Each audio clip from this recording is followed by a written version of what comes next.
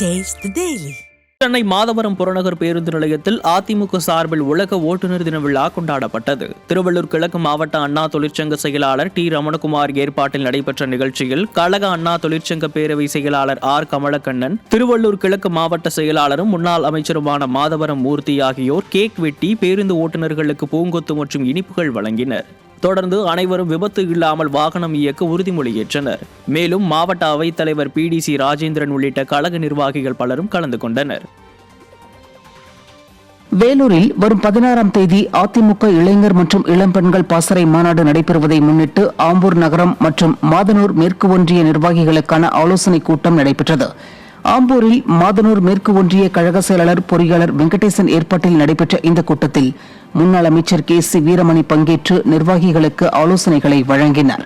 கழக நிர்வாகிகள் ஏராளமானோர் இந்த கூட்டத்தில் பங்கேற்றனர்.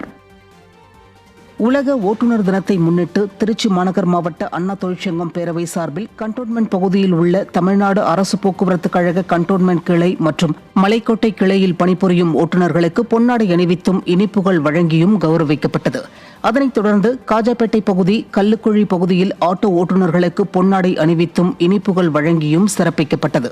அதிமுக மாநகர் மாவட்ட செயலாளரும் முன்னாள் துணை மேயருமான ஸ்ரீனிவாசன் தலைமையில் நடைபெற்ற இந்த நிகழ்ச்சியில் முன்னாள் மாவட்ட செயலாளர் KC பரமசிவம் உள்ளிட்ட கழக நிர்வாகிகள் பலரும் உடனிருந்தனர். திருவள்ளூர் வடக்கு மாவட்ட அதிமுக சார்பில் பூத் கமிட்டி அமைப்பதற்கான கள ஆய்வுக் கூட்டம் நடைபெற்றது.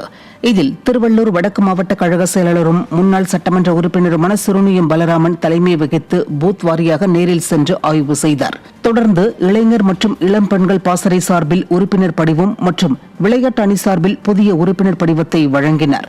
இந்நிகழ்வில் திமுக உள்ளிட்ட மாற்றுக் கட்சியைச் சேர்ந்த 50க்கும் மேற்பட்டோர் அதிமுகவில் இணைந்தனர். இதில் கழக நிர்வாகிகள் பலரும் பங்கேற்றனர்.